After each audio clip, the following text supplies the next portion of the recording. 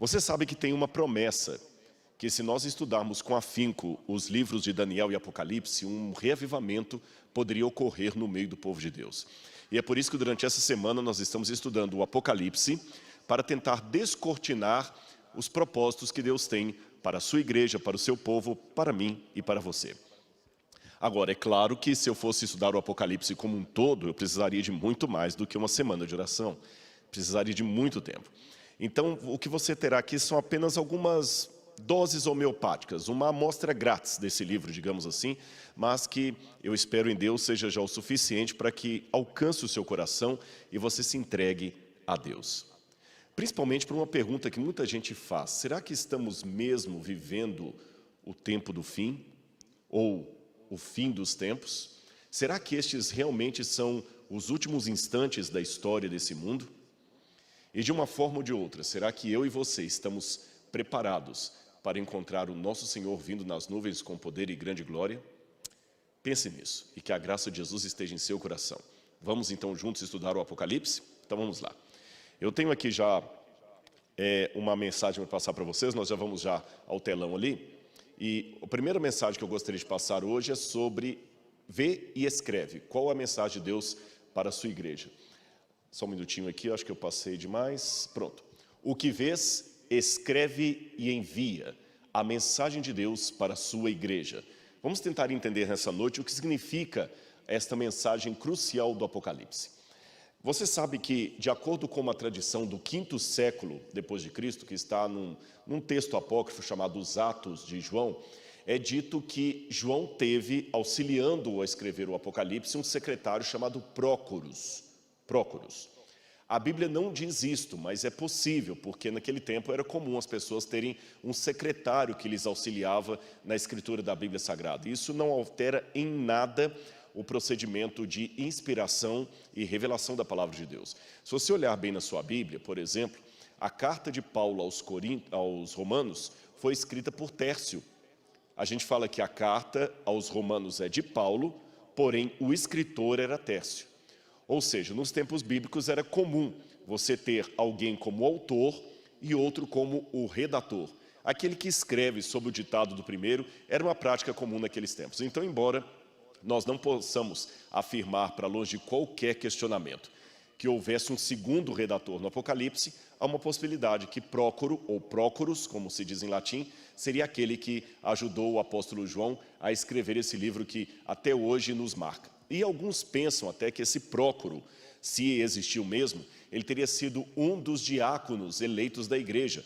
Você pode ler comigo na sua Bíblia em Atos capítulo 6, versículo 5. Atos, capítulo 6, versículo 5. Assim diz na minha tradução: o parecer agradou a todos, então elegeram Estevão, homem cheio de fé e do Espírito Santo, Filipe, Prócoro, Nicanor, Timão, Parmenas e Nicolau, prosélito de Antioquia. Ou seja, aqui o livro de Atos conta a escolha dos 7 primeiros diáconos da igreja. E um deles se chamava Prócoros, que segundo a tradição seria aquele que mais tarde auxiliaria o apóstolo João na ilha de Patmos, escrevendo o livro do Apocalipse. Mas isto foi apenas uma digressão, uma curiosidade histórica. O que mais nós podemos aprender a respeito desse sagrado livro? Você vai ver aí na sua casa agora uma página de um manuscrito grego do Apocalipse, o Códex Vaticano, datado do 4º século de nossa era, um dos mais importantes e antigos livros, cópias do Apocalipse. E aqui, você está vendo em casa aí, na primeira linha, escrito de vermelho, você tem a palavra Apocalipsis, Ioannin, que seria João, o nome dele está abreviado, Teólogos, Apocalipse, dado por João, o teólogo.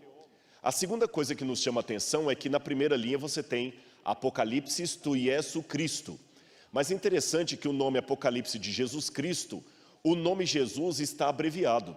Mesmo que você não saiba ler grego, pela marca em vermelho você consegue perceber que o nome de Jesus, além de estar abreviado, tem 2 traços em cima. Abaixo eu assinalei de novo de vermelho a repetição do nome Jesus e você vê que ele é o único que tem uma um traçado em cima, um travessão em cima. E lá também na segunda coluna você tem o nome de Jesus com um travessão em cima. O que significa isso?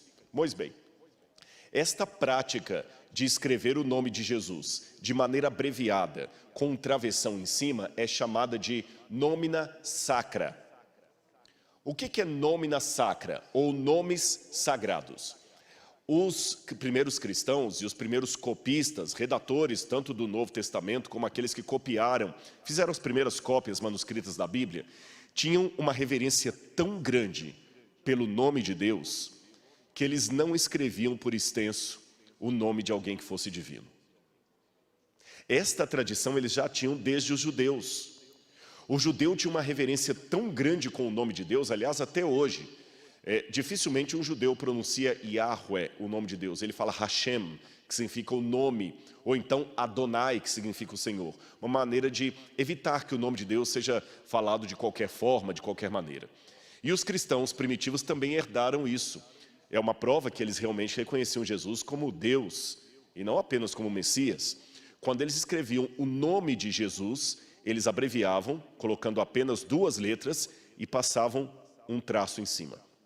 Quando escreviam Jesus Cristo, novamente, eles escreviam 2 letras de Jesus, 2 letras de Cristo e passavam um traço em cima.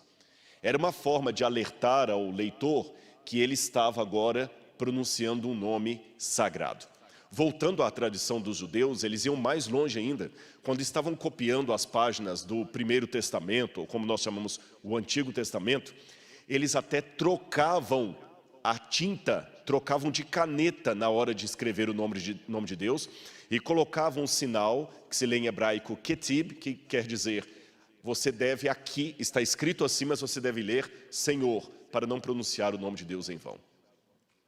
Eu me recordo que uma vez, na Inglaterra, houve uma proibição do governo, porque um grupo de empresários fez uma camiseta com a estampa do príncipe Charles e queria distribuir para as pessoas. E eles foram proibidos de fazer isso.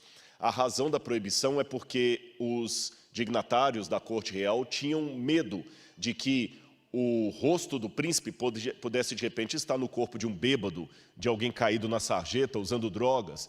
Então, para não desonrar a imagem do príncipe, preferiram não permitir que ninguém fizesse a longa escala camisetas com o rosto do príncipe. Eu não quero aqui entrar no mérito da questão, se eles acertaram, se o príncipe Charles é digno de honra e respeito ou se ele não é. O ponto que eu quero colocar é que, vejam como os britânicos tiveram um respeito para com o príncipe deles, que muitas vezes nós não temos para com aquele que, além de ser o nosso Senhor e o nosso Deus, morreu na cruz do Calvário por nós.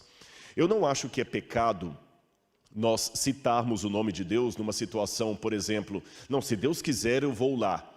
Graças a Deus eu cheguei. Eu não vejo nenhum problema nisso, desde que eu lembre que estou falando de Deus e não posso fazer piadinhas, gracejos com o nome divino, com falta de reverência para com Deus. A segunda coisa que eu quero chamar a atenção nessa frase que dá título ao Apocalipse, é que se você olhar bem no manuscrito que eu mostrei, em início, na primeira linha, eles escreveram de vermelho, Apocalipse de João, o teólogo, mas logo em seguida, quando fala Apocalipse, ele designa que, na verdade, pertence a Jesus Cristo. E o que significa isso? Deixe-me dizer para você que o grego bíblico, ele às vezes é escrito de uma forma que você pode ler de 2 ou 3 maneiras. É como se eu falasse assim, tem pena de quem tem pena. Percebe? Você pode ler de 2 formas isso aí. Ou, matar o rei não é pecado. Dependendo da ênfase, matar o rei é pecado. O grego do Novo Testamento tem algumas frases que permitem mais de uma leitura ao mesmo tempo. E é o caso dessa primeira frase do Apocalipse. Apocalipse de Jesus Cristo. Olha as formas gramaticais que eu posso ler isso em grego. Apocalipse, ou revelação, das coisas que pertencem a Jesus Cristo. Ou seja, coisas a respeito de Jesus serão reveladas. Esta é uma possível tradução. Outra tradução que eu posso ter, Apocalipse da pessoa de Jesus Cristo. No primeiro momento, na primeira leitura, é uma revelação de coisas a respeito dele. A segunda leitura é uma revelação dele. Conhecer, revelar a pessoa de Jesus. Outra maneira que eu tenho de ler, Apocalipse, ou revelação que pertence a Jesus Cristo. É dele, é ele que dá. E uma outra forma que eu posso ler isto, Apocalipse, ou revelação que vem de Jesus Cristo, a partir de Jesus Cristo. Qual dessas leituras é a mais correta, Rodrigo? Todas. O Apocalipse é uma revelação sobre Jesus, da pessoa de Jesus, que pertence a Jesus e que parte de Jesus. E o que significa a palavra Apocalipse? Bom, se você estiver pronto, eu vou dar uma aula de grego para você de 30 segundos. É fácil de aprender. Eu já falei isso em alguns vídeos da internet e talvez você já até ouviu essa explicação que eu dou do Apocalipse. Mas vamos lá. Apocalipse é a junção de duas palavras gregas, apó e calipto. Agora eu vou ensinar para você o que significa apó. Apó em grego significa longe, para longe de, ou ao contrário de, porque se está longe, está ao contrário. Por exemplo, se alguém está no sul e o outro está tão longe que está ao norte, ele está numa posição contrária a quem está no sul. Ou então, para quem vai para longe de algum lugar, por exemplo, apóstolo, aquele que é enviado para longe. Percebeu? Apostasia, aquele que parte para longe, que rompe com a aliança. Apostasia. Apóstolo, que eu já falei. Apoteose, aquele que partiu para longe se tornando um Deus. Apoteótico. Então, apó significa algo que vai para longe de. Muito bem. Vou ensinar outra palavra para você em grego. A palavra eu. Eu, em grego, significa bom. Isso mesmo, eu, em grego, significa bom. E quer ver quantas palavras você fala em português que vem do grego? Você já conheceu alguém chamada Eulália? O nome Eulália significa boa fala. Você já conheceu alguém chamada mulher Eunice? Eunice significa boa vitória. Eunique. É o mesmo nome da Nike, do tênis. Eunice, boa vitória. Eugênia, aquela que teve um bom nascimento. Perceberam? Uma palavra chata, mas que também tem o mesmo sentido. Eutanásia, boa morte. Não quero aqui entrar no mérito da questão ética, se somos a favor da eutanásia, mas aqueles que querem promover a eutanásia, querem dar uma morte confortável para a pessoa. Por isso que eutanásia significa em grego boa morte. Então, recapitulando, você já aprendeu duas palavras em grego. Apó, que significa para longe de, ao contrário de. Eu, que significa bom ou boa. Agora falta a palavra calipto. Calipto significa sombra. Sombra. Tanto que, se eu juntar a palavra eu com calipto, vai formar o quê? Eucalipto, que significa boa sombra. Agora vamos juntar calipto com apó. Se calipto é sombra e apó é para longe de, então apocalipto é algo que está para longe da sombra, ao contrário da sombra. O que está longe da sombra está às claras. Revelado. Por isso que em latim eles traduziram Apocalipse por revelação, tirar o véu, descobrir, mostrar. Agora que você já sabe o sentido grego da palavra Apocalipse, para longe da sombra, você entende a frase, Apocalipse de Jesus Cristo. Eu quero mostrar para você de novo o manuscrito. Olha aí na sua tela. Você tem lá, olha, Apocalipse de João, o teólogo, que está escrito em vermelho, e logo depois você tem Apocalipse, revelação de Jesus Cristo, Jesus Christus, que está abreviado como Nomina Sacra. O que mais nós podemos aprender de tudo isso? Olha outros exemplos de Nomina Sacra que nós encontramos em outros documentos cristãos. Ali em cima você tem o nome Jesus, em Nomina Sacra. Aqui você tem também o nome Deus. Você nota que Deus, na terceira linha, são duas letras ali, está coberto de cor cinza. O nome Deus aparece também abreviado. Aqui também Deus, Deus, só que escrito na forma aqui está na forma nominativa, o outro está na forma dativa.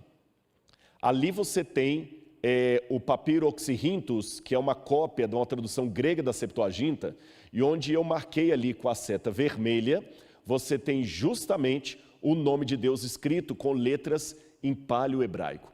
Tal era a reverência que se tinha pelo nome sagrado de Deus.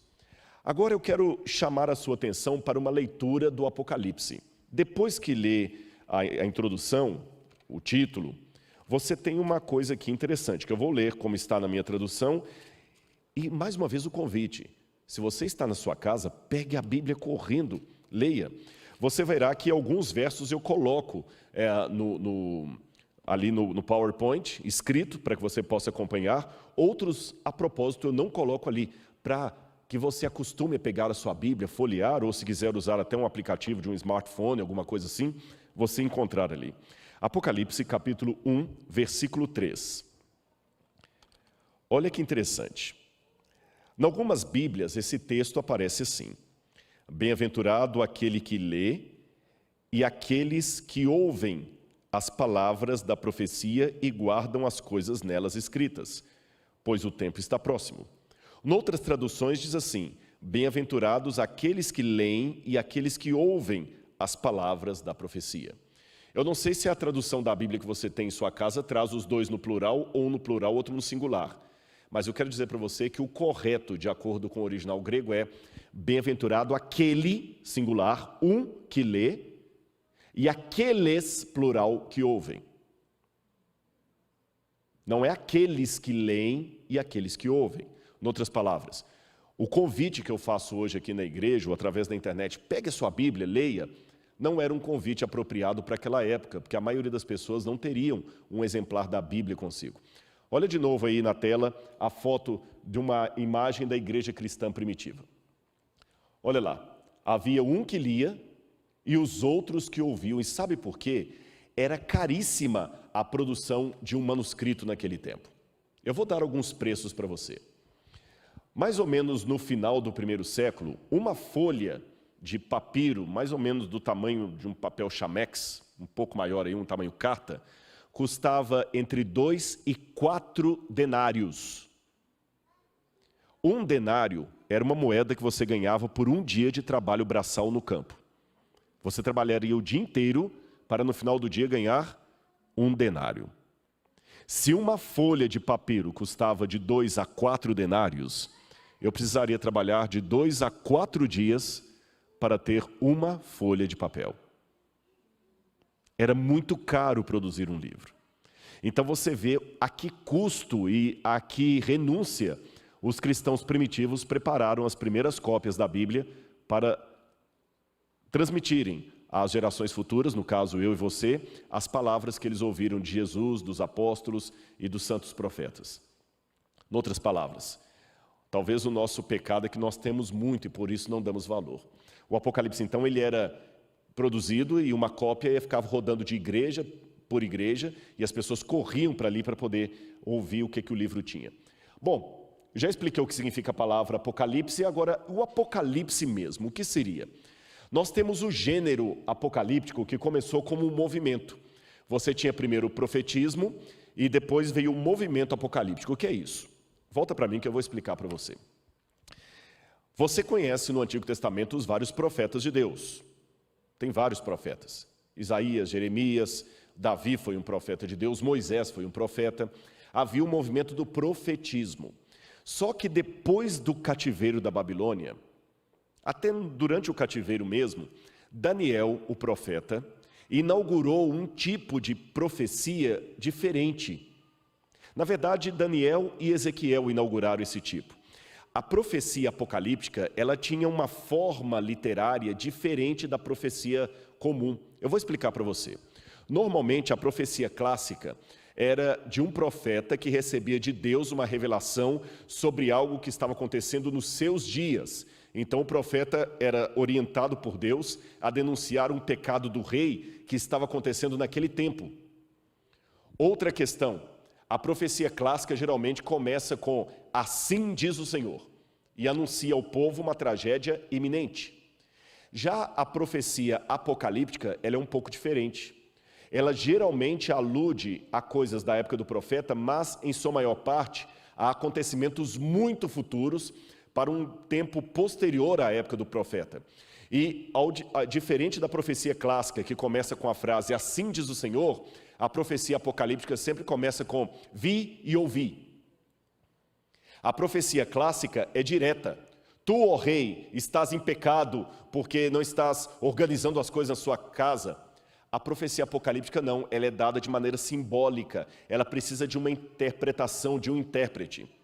A profecia clássica era algo que Deus falava direto ao profeta e ele repetia para o rei e para o povo. A profecia apocalíptica, Deus usava às vezes um intermediário, um anjo, alguém que esclarecia para o profeta os símbolos do que ele estava vendo. Então inaugurou-se uma nova forma literária chamada profecia apocalíptica, que é um pouquinho diferente da profecia clássica. Ficou claro isso para vocês? Por exemplo, Isaías falou: "Eis que a virgem conceberá e dará à luz a um menino."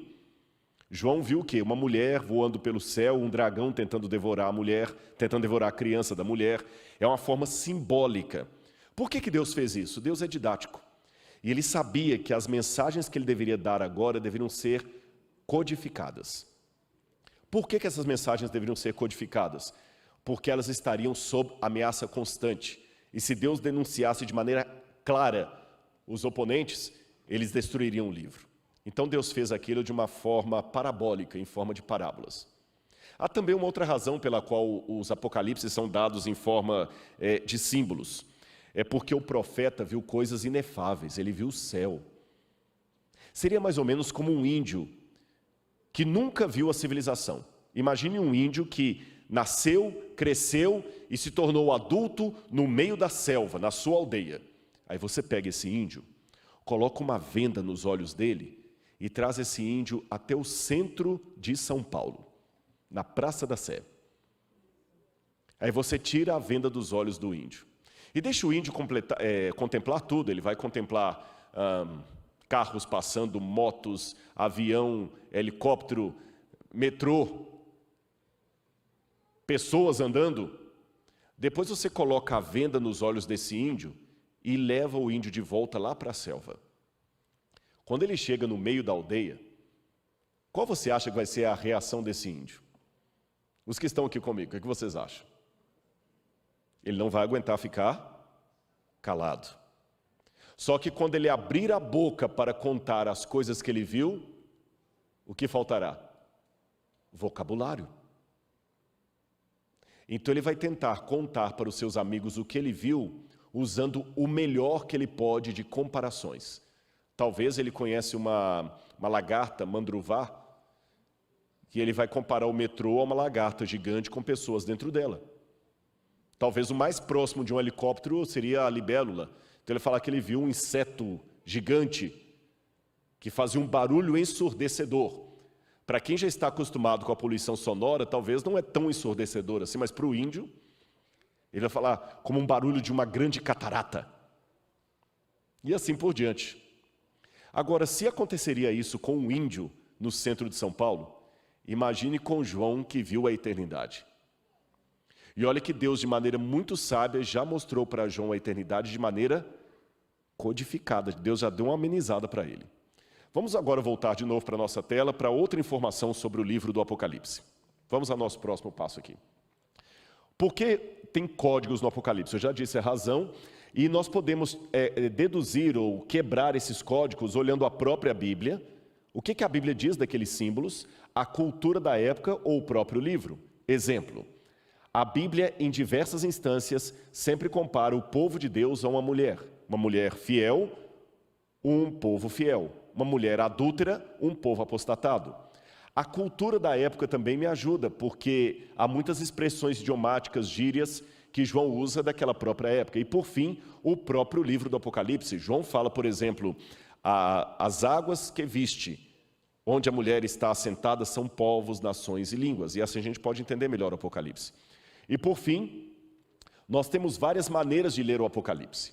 Vamos colocar na tela para você acompanhar em casa. Você tem a escola preterista, que acha que o Apocalipse cumpriu todo no passado e que não tem nada a ver conosco hoje, com nós hoje, melhor dizendo. Você tem a linha historicista, que é a que eu prefiro, que entende que o Apocalipse vai se cumprindo ao longo da história do cristianismo. Você tem a escola alegórica, que acha que não tem nenhum cumprimento exato, mas nós podemos apenas ficar vendo símbolos ali. Você tem a escola idealista, que acha que João estava falando apenas de uma forma filosófica sobre as realidades da vida. E você tem o futurismo, que coloca o Apocalipse todo no futuro. Por que eu não aprecio muito a escola preterista? Porque a Bíblia fala que Deus deu o Apocalipse para Jesus, para, através do seu anjo, mostrar aos seus servos as coisas que em breve deveriam começar a acontecer. Então não poderiam ser só para o tempo de João. Além disso, muitas coisas que o Apocalipse fala não aconteceram no tempo de João. Também não posso dizer que é exclusivamente futurista, porque eu vejo coisas acontecendo ao longo da história. Então hoje nós vamos entender um pouquinho uma dessas profecias do Apocalipse que fala sobre a igreja de Deus. Olha aqui essa imagem do templo de Jerusalém. Se você tiver esse templo em mente, você vai conseguir entender um pouco do cenário que João vê. João é elevado ao céu e o mesmo templo que ele via na terra, ele vê de maneira muito superior no céu. Ele vê o altar de Deus, ele vê só que interessante, tudo maior. Ao invés dele ver uma bacia de bronze com água, como havia no templo de Jerusalém, ele vê um mar de vidro.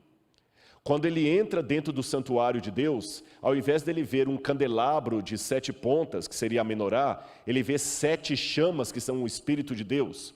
Ao invés de ver querubins de ouro fundido em cima da Arca da Aliança, ele vê criaturas viventes em torno do trono de Deus. Ou seja, tudo que aqui na terra nós vemos em miniatura, João viu de maneira exponencial no céu. E agora eu vou mostrar para você um vídeo que mostra essa primeira imagem de João entrando no santuário de Deus. Mas antes de mostrar o vídeo, para ficar bem didático, vamos voltar de novo ao slide anterior. Preste atenção. Aí na sua casa você vai poder ver. Coloque na tela, por favor. Do lado de fora do templo você tem o altar. Nós vamos falar do altar. Ontem nós fizemos menção dele. Se você não assistiu à palestra de ontem, da vigília, vá ao canal da igreja do UNASP, que nós temos essa palestra, nós mostramos uma miniatura do santuário. Você tem o santuário dividido em lugar santo e santíssimo, e João é convidado a entrar dentro do santuário de Deus, onde ele vê a própria figura de Jesus. Agora vamos ao vídeo que tem uma ilustração do que foi que João viu logo no início. Vamos então mostrar o vídeo para o pessoal que está em casa. Pode tirar o áudio. Vamos ver se o vídeo aqui ele não está rodando. Ó, agora sim. João sobe até o céu e ele vê 7 candelabros de ouro. Cada um representando uma das 7 igrejas da Ásia e ao mesmo tempo todo símbolo da história do cristianismo. E ele viu um homem com vestes talares, ou seja, vestes longas. Esse tipo de veste longa que ele vê era uma veste que somente alguém que era sacerdote, rei ou monarca podia ver. E quando aquele homem vira, João cai prostrado diante dos seus pés como se tivesse morto. A glória era muito grande. Ele tem medo, mas quando ele contempla mais de perto, ele reconhece aquele homem que tem vestes longas e se aproxima dele. É familiar. As marcas é o próprio Jesus, que com carinho estende a mão e diz: João, não tema, meu filho. Eu sou o Alfa e o Ômega, o primeiro e o último. Eu estive morto, mas eis que estou vivo pelos séculos dos séculos. Agora, anote tudo o que você vai ver e envie depressa às igrejas que estão na Ásia Menor e a partir delas para todo o mundo. Vamos voltar para cá. O que nós vamos ver hoje é o início dessa visão de João. João é convidado por Jesus a anotar as coisas que ele viu e enviar para as 7 igrejas da Ásia. Ontem eu havia mostrado para você que as 7 igrejas da Ásia Menor são 7 das principais igrejas, não as únicas, que havia ali perto da Ásia, e uma delas era a cidade de Éfeso, onde João era pastor. E as outras eram como se fossem cidades satélites dali. E João começa a escrever 7 cartas e enviar para as 7 igrejas. Agora está na hora de saber o que significam estas 7 cartas. Bom, a escola alegórica coloca qualquer símbolo que você quiser no Apocalipse. E eu fico preocupado também de pegar o Apocalipse e começar a ver qualquer coisa ali. Sabe, deixe-me colocar uma regra hermenêutica para você. O Apocalipse não pode ser música de amor quando você está na fossa, qualquer uma conta a sua história. Ele tem um símbolo, mas tem algo objetivo ali. Eu não posso simplesmente agora achar que a besta do Apocalipse é a ONU, que a besta do Apocalipse é um computador, que a besta do Apocalipse é o governo Macron, que a besta do Apocalipse é Maduro, que a besta do Apocalipse é... Eu não posso ficar agora colocando quem eu bem quiser ali, é Hitler. Não, se for assim, qualquer coisa encaixa ali. Eu tenho que entender a cultura da época para ter uma pista de qual o significado daqueles símbolos que João apresenta. E aqui, voltou aqui um pouquinho, só um minutinho, vou colocar no ponto aqui o slide. Isto. A primeira coisa que nós notamos é que havia naquela época de João, isso é de um livro que eu tirei, de história do antigo Império Romano, que havia documentos que eram emitidos em nome do imperador e eram mandados de modo público. Agora, o que chama atenção é que as cartas do imperador eram dadas na primeira pessoa, como se fossem cartas pessoais, mas elas eram colocadas em público para que todos lessem. Então, embora fosse escrita, eu aconselho a você, era para todo o império acompanhar aquilo. Então, Jesus usa a mesma estratégia. Por que Jesus faz isso? Porque os primeiros leitores de João estavam acostumados com isso. Então, por isso que as primeiras cartas do Apocalipse são dadas, aparentemente, para uma igreja, mas são para toda a Ásia, e não para aquela igreja específica. Eu vou explicar para você como é que era no tempo de Roma. Vamos supor que o imperador Diocleciano quisesse mandar uma carta para a cidade de Cartago. Mas ele não falaria apenas dos problemas de Cartago, mas de toda a região. Então ele escreveria assim: ó Cartago, você não está cuidando bem da água que Roma provê para você. Cuide da água. Mas embora aquela carta fosse dada para aquela igreja, para aquela cidade, todas as províncias recebiam uma cópia da carta do imperador e liam e aplicavam para a sua própria realidade os conselhos que ele deu destinado a uma única cidade. Percebeu isso? Outra coisa que nós podemos aprender. De acordo com outros registros do passado, os apocalipses tinham o costume, desde a época persa, de transformar a história do povo de Deus em capítulos e simbolizar esse capítulo por elementos como cartas, sonhos, animais ou até eras. Olha aí no quadro. Nós temos aqui o manuscrito de 2 apocalipses judeus que não eram inspirados, mas tinham o mesmo tipo, o mesmo estilo do Apocalipse. E nós vemos que alguns deles marcam a história do povo de Deus em forma de etapas, como aliás os seculares também faziam. Por exemplo, Virgílio e Ovídio, que eram historiadores romanos, eles falam de Augusto trazendo a Era de Ouro, antecedida pela Era de Ferro, de Prata e de Bronze. Os apocalipses judaicos também falam de uma periodização simbólica da história. Por exemplo, o livro de Enoque, que você tem a cópia do manuscrito aí na sua foto, ele fala da história do povo de Deus simbolizada por diferentes animais. E também fala de personagens simbolizando cada uma parte da história do povo de Deus. O Apocalipse das Semanas, por exemplo, é um breve relato da história da humanidade em uma série de semanas, cada semana representando um capítulo da história da humanidade. Perceberam? Se era assim, eu tenho que ler essas 7 cartas como sendo ao mesmo tempo conselhos que João deu para as igrejas da Ásia e capítulos da história do povo de Deus. A diferença é em que enquanto os autores romanos pegavam a história passada e a dividiam em etapas, o Apocalipse faz isso com a história futura, porque Deus conhece o futuro. Então ele separa a história da igreja cristã em 7 períodos, representados por 7 cartas que João envia às 7 igrejas da Ásia Menor. Quando você estudou no ensino médio, você se lembra das aulas de história? Falava-se de idade antiga, depois falava-se de idade média, idade moderna e idade contemporânea. É uma forma que os historiadores usaram de dividir a história da humanidade. Deus fez do mesmo modo. E por que Deus fez assim, Rodrigo? Porque Deus é didático. E se essa é a melhor maneira das pessoas compreenderem, por que Deus faria diferente? Por que Deus vai complicar se Ele pode facilitar ou simplificar a mensagem dele? Então, se os próprios historiadores, desde a Antiguidade Clássica, acharam didático desenvolver a história em capítulos, em subdivisões, Deus achou por bem fazer assim também, só que de uma forma profética. Deus não está dividindo a história que foi, mas a história que haveria de começar depois de João. E aqui nós temos as 7 igrejas: Éfeso, Esmirna, Pérgamo, Sardes, Filadélfia e Laodiceia. Eu não terei tempo de falar de cada um dos capítulos da história da igreja, mas eu posso resumir numa temática muito interessante. Observe aí na sua casa que eu coloquei um versículo de cada uma das cartas, e todos eles acentuam qual é o tema principal: a volta de Jesus.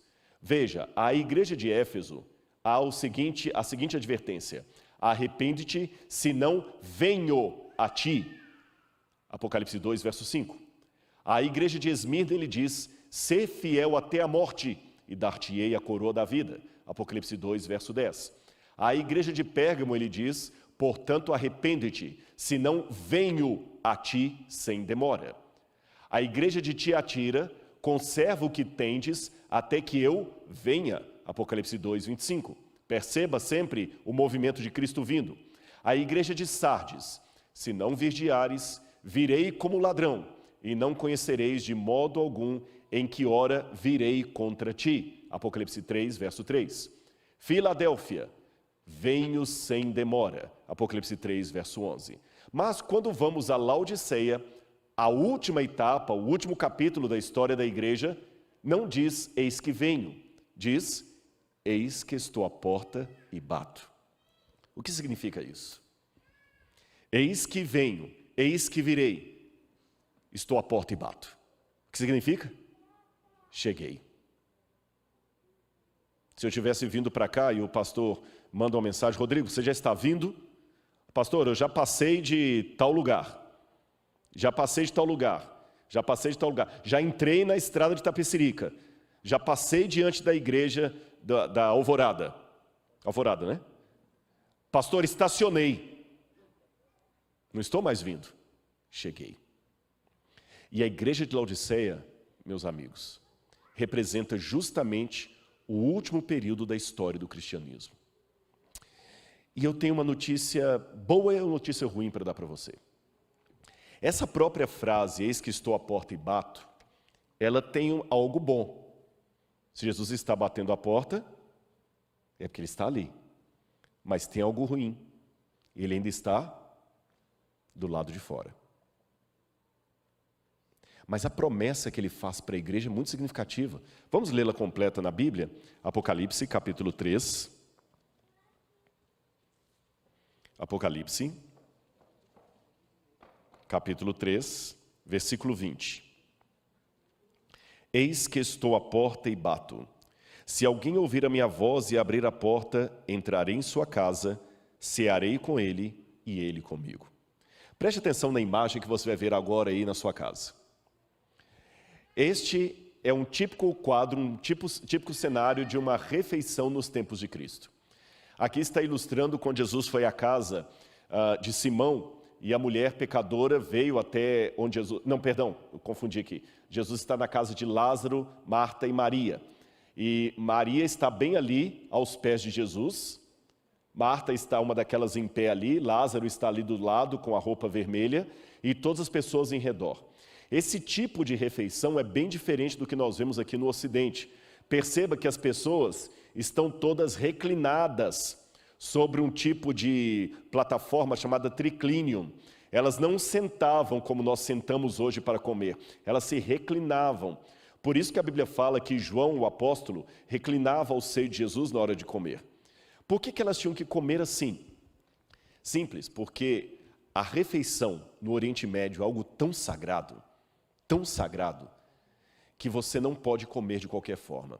Eu vou explicar para você algumas coisas. Você sabe que nós brasileiros temos o costume de tomar banho todo dia, mais de uma vez por dia, graças aos índios. Muitos de nós temos ancestralidade indígena. Os índios tomavam banho todo dia, o europeu não. Foi uma surpresa para os europeus quando chegaram aqui e viram que os silvícolas, como dizia Camões, banhavam-se todos os dias. Havia a crença na Europa que se banhar todos os dias até estragava a pele. E nós herdamos dos índios não só alguns hábitos alimentares, mandioca, indígena, mandioca, tapioca, veio tudo dos índios, como também alguns hábitos de higiene, nós nos lavamos todos os dias. O Oriente Médio também, só que enquanto o brasileiro se mede pelo costume indígena, a pessoa do Antigo Oriente Médio se media pelo costume dos nômades, os beduínos. E o nômade era um povo que vivia no deserto. Israel é 63% desértico. Não tem água à vontade. Tem até uma história curiosa envolvendo Sir Lawrence da Arábia, que ele uma vez visitou um grande sultão, e quando ele levou o sultão à Europa, o sultão visitou a Europa e ficou encantado, e o sultão era muito rico. E quando ele voltou, Lawrence perguntou: o que você quer levar de lembrança daqui? O sultão perguntou: olha, se não for pedir demais, eu gostaria de levar uma torneira. Porque na cabeça dele ele pensava que era só abrir e a água sairia. Se ele levasse, colocava lá. Porque mesmo sendo um sultão rico, ele não sabia o que é abrir a torneira e a água sair. Você, para conseguir um pouco d'água, tinha que caminhar no sol. Era muito custoso ter água. Nesse ambiente causticante, eu conheço o que é o deserto. Aliás, eu tenho 2 manchinhas aqui na minha testa, que são frutos do deserto do Oriente Médio, mais a falta de vergonha de usar um bom protetor solar. Eu deixei essas marquinhas muçulmanas aqui na minha testa. É muito quente, gente. E olha que hoje eu ainda escavo dentro de um conforto, que tem água mineral para tomar, água geladinha, mas naquela época não era tão fácil. Quando Jesus falava do trono de Deus, sai o rio da água da vida, nossa, todo mundo queria isso. Lembra a mulher samaritana? Senhor, me diz onde é que tem essa água para que eu possa beber, para não ter que ficar todo dia vindo aqui buscar. E dentro desse costume, a comida também era muito rara. Era tão rara que o ato de comer era quase um ato sagrado. Era um ato sagrado. Você não podia desperdiçar comida de maneira nenhuma.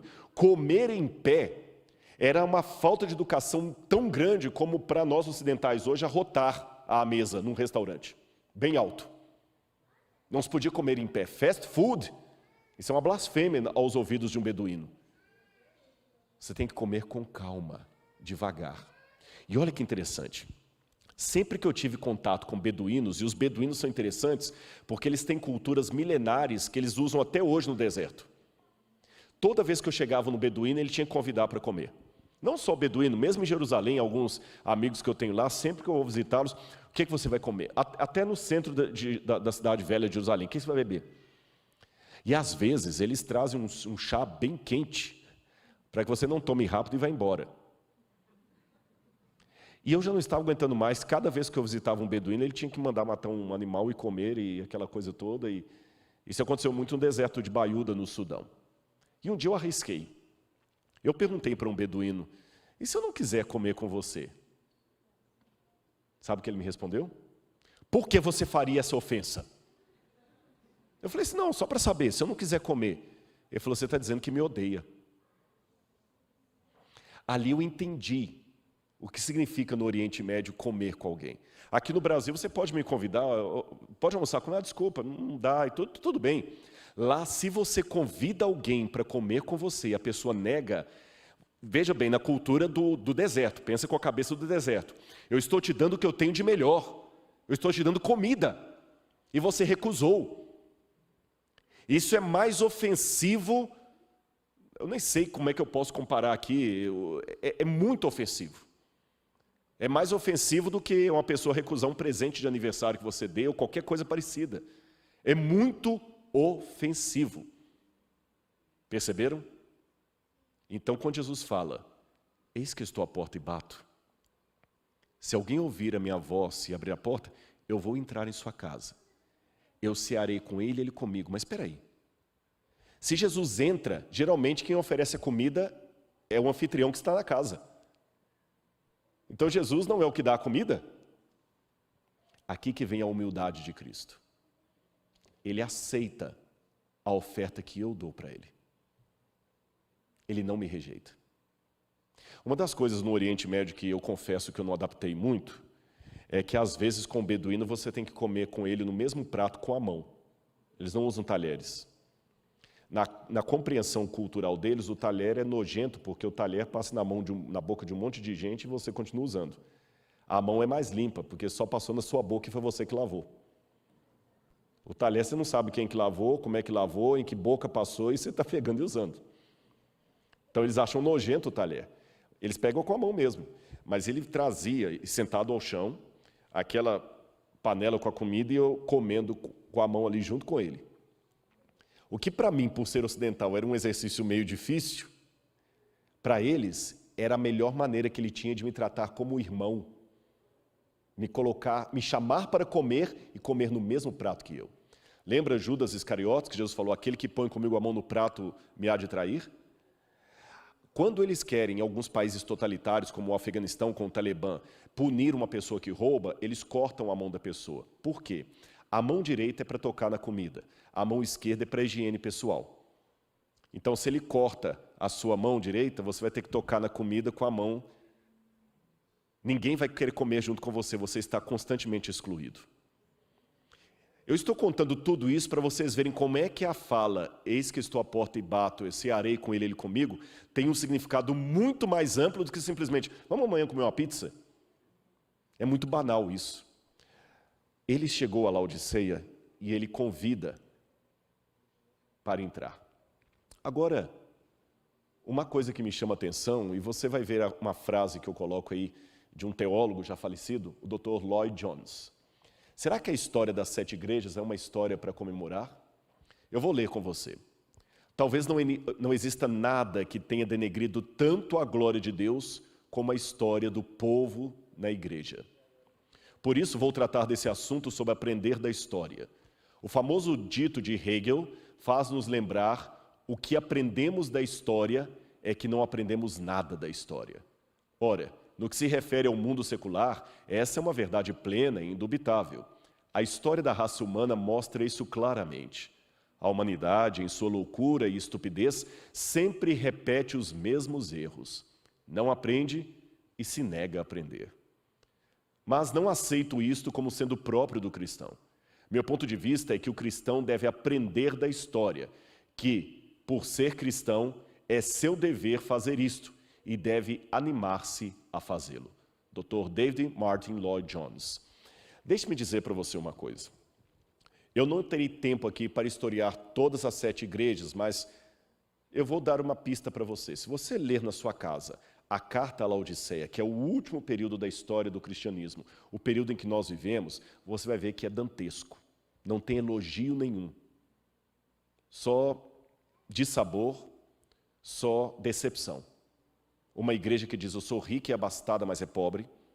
Uma igreja que diz que não precisa de nada, que tem tudo e é miserável, é cega, é nua. Uma igreja orgulhosa, mas que já não tem mais o Espírito.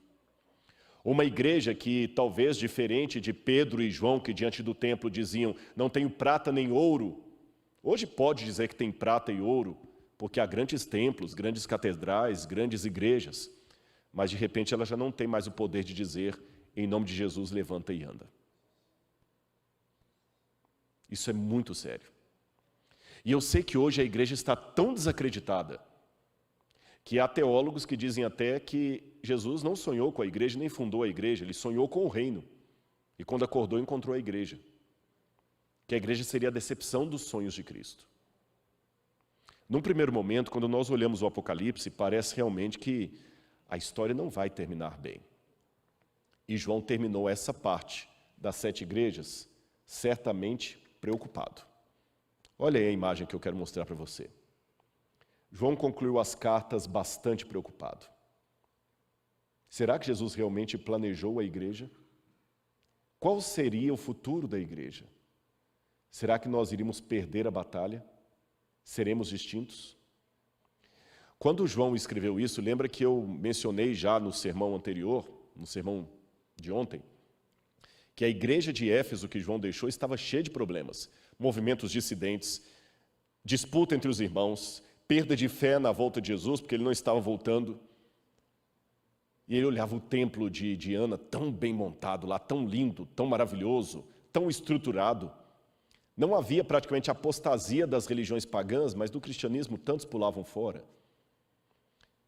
E atravessando os séculos 2000 anos depois, eu confesso que às vezes eu me faço as mesmas perguntas de João. Será que a igreja vai triunfar, Senhor? Amanhã nós vamos estudar sobre o livro selado na mão de Cristo. E é a visão do trono de Deus e do livro selado que vai responder a esta pergunta: qual será o futuro da igreja? Será que nós vamos triunfar ou vamos fracassar? Mas para que você não fique totalmente no vácuo de respostas até amanhã, eu quero dar uma mensagem para você que fala: eu acredito em Deus, Rodrigo, mas eu nem vou mais à igreja. Não acredito mais na igreja. Eu já fui vítima de fofoca lá, eu já tive problemas lá, não acredito mais na igreja, eu me decepcionei com a igreja. Eu respeito a sua dor. Só peço a você que também dê-me um voto de confiança ao dar o meu testemunho para você. Se você olhar no YouTube, tem um vídeo onde o título foi: eu já pensei em largar a igreja. Alguém falou: é fácil para você defender a igreja, você está aí, é respeitado por ela. Não, eu já tive muita decepção com a igreja, com irmãos da igreja. Já fui traído por muitos irmãos, mas também já fui muito amado. E Deus pediu para eu ajudar a cuidar da igreja dele. Por que eu vou voltar as costas à menina dos olhos de Deus? E mais, toda vez que eu, Rodrigo, olho para trás e lembro de alguma injustiça que eu sofri na igreja, eu automaticamente me condiciono a me perguntar: se 90% dos adventistas do sétimo dia fossem Rodrigo Silva, a igreja estaria melhor, igual ou pior do que está hoje? E somente depois que eu puder responder honestamente a essa pergunta, eu darei vazão às minhas dores, aos meus questionamentos, aos meus dissabores com a igreja. Percebeu? E eu convido você a fazer a mesma pergunta. Você está desanimado com a igreja, não acredita mais nela, quer cair fora? Faça a pergunta que o Rodrigo faz sempre para si mesmo. Se 90% da igreja fosse você, ela estaria melhor? Estaria igual ou estaria pior? Qual é o futuro dessa igreja? Essa resposta nós daremos amanhã. Mas para fecharmos de maneira espiritual essa mensagem de hoje, que tal convidar o quarteto para cantar justamente o tema que perpassou as 7 cartas: a volta de Jesus. Porque esta ainda é a nossa grande esperança. Era a esperança de João. A frase com a qual ele termina o livro: ora vem, Senhor Jesus. E talvez é aquele sinal de que nós teremos uma boa notícia para dar para você na continuação desse estudo, no culto de amanhã. Vamos então ouvir o quarteto nesse manhã e ansiar a volta de Jesus.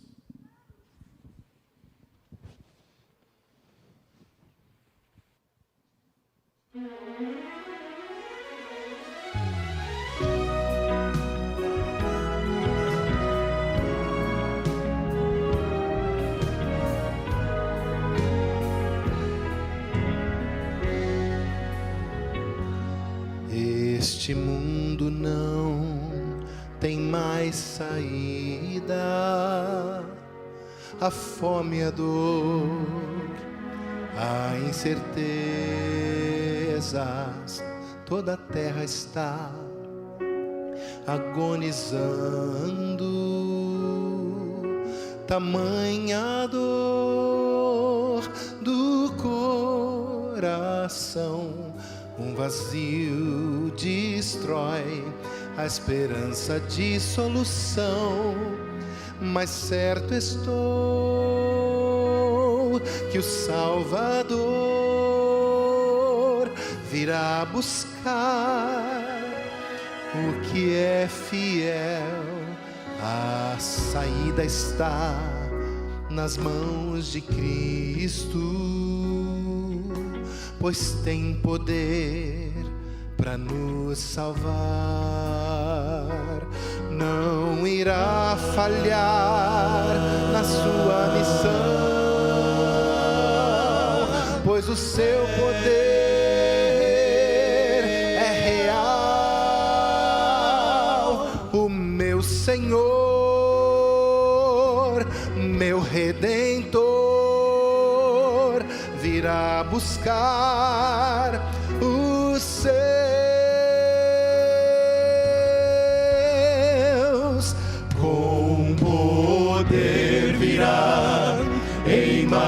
majestade, em glória, nas nuvens do céu virá.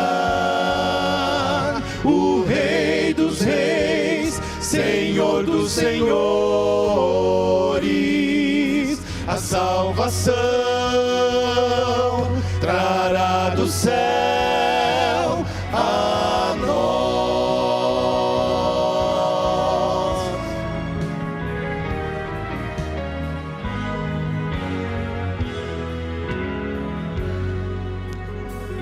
Nova vida então iremos ter no céu, unidos num só coração,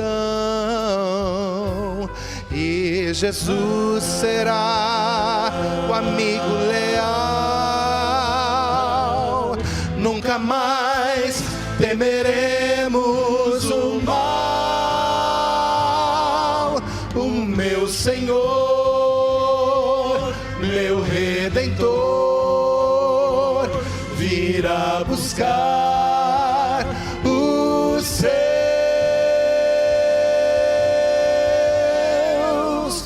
Com poder virá em majestade, em glória, nas nuvens do céu virá. O Rei dos Reis, Senhor dos Senhores, a salvação trará do céu a nós. Esse Deus que é poderoso tem poder de sobra para dar. Venha provar desse imenso amor, amor com poder virá em majestade, em glória, nas nuvens do céu virá. O Rei dos Reis, Senhor dos Senhores, a salvação trará do céu, a salvação trará do céu a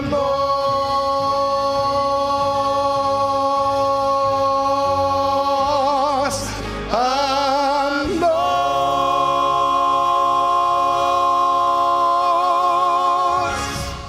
Amém.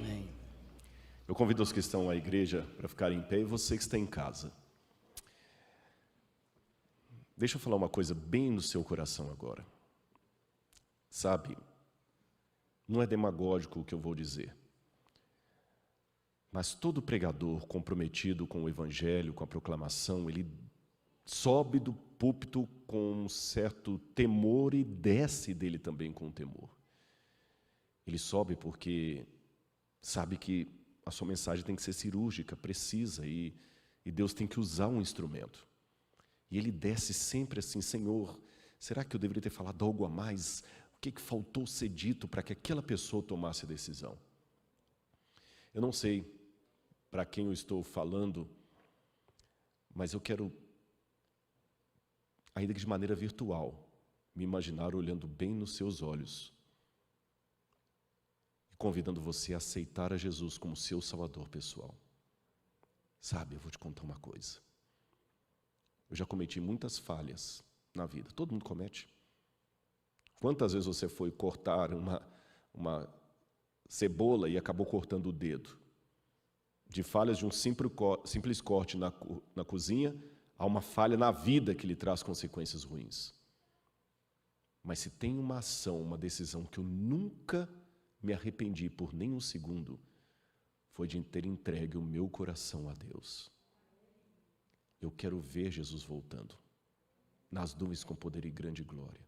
E se eu estou agora falando para alguém que está duvidando, meu Pai, por favor, toca nessa pessoa agora. Dá para ela a convicção que talvez já não tenha mais.